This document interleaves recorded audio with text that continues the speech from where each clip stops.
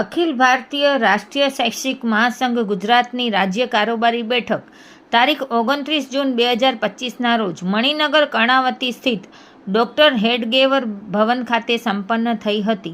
રાજ્યભરના 400થી વધુ પદાધિકારીઓની ઉપસ્થિતિમાં યોજાયેલી આ બેઠકમાં સંગઠનના રાષ્ટ્રીય અધ્યક્ષ નારાયણલાલ ગુપ્તા, રાષ્ટ્રીય સંગઠન મંત્રી મહેન્દ્ર કપૂર, રાષ્ટ્રીય અતિરિક્ત મહામંત્રી મોહનજી પુરોહિત તથા ગુજરાતના અધ્યક્ષ મિતેશભાઈ ભટ્ટ, મહામંત્રી પરેશભાઈ પટેલ, સંગઠન મંત્રી સરદારસિંહ માછાર વગેરે ઉપસ્થિત રહ્યા હતા. બેઠકની શરૂઆત દીપ પ્રાગટ્ય અને સરસ્વતી વંદનાથી થઈ. વિમાન દુર્ઘટનામાં મૃત્યુ પામેલા નાગરિકોને શ્રદ્ધાંજલિ અર્પણ કરી મૌન પાળવામાં આવ્યું હતું. બેઠકનું સંચાલન પ્રાંત મહામંત્રી પરેશભાઈ પટેલે કર્યું.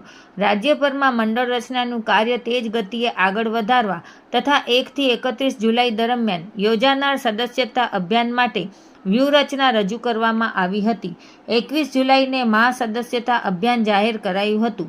પ્રાથમિક સમગ્ર અધ્યક્ષ અનિરુદ્ધસિંહ સોલંકીએ સદસ્યતા અભિયાનની વિગતો આપી. સંગઠન મંત્રી સરદારસિંહ માછારે સંગઠન કાર્યશૈલી અને ગુરુવંદન કાર્યક્રમ અંગે માર્ગદર્શન આપ્યું. રાજ્ય અધ્યક્ષ મિતેશભાઈ ભટ્ટે આગામી કાર્યક્રમોની વિગતો અને કેન્દ્રીય કારોબારીના નક્કી થયેલા મુદ્દાઓ રજૂ કર્યા અને દરેક સંવર્ગના પડતર પ્રશ્નોની વિશદ ચર્ચા કરી હતી.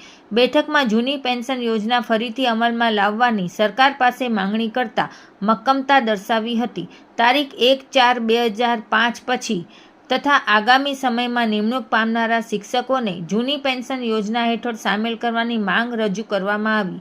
સાથે જ ભારતના સંવિધાનમાં સમાવિષ્ટ 22 ભાષાઓના સંરક્ષણ માટે 500 પુસ્તકોના અનુવાદ માટે મહાસંઘના સહયોગથી કાર્ય શરૂ કરવાનું પણ નક્કી કરાયું. હમારા વિદ્યાલય હમારા તીર્થ અંતર્ગત ગુજરાતની 1000 શાળાઓને નમૂનારૂપ સંસ્થા તરીકે વિકસાવવાનો સંકલ્પ લેવાયો અને 1 સપ્ટેમ્બરે સમગ્ર દેશમાં મારું વિદ્યાલય મારું સ્વાભિમાન પ્રતિજ્ઞા લેવાનું આહવાન પણ કરાયું.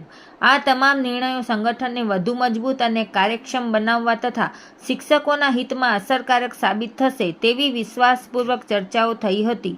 બેઠકની પૂર્ણાહુતિ કલ્યાણ મંત્ર સાથે કરાઈ હતી.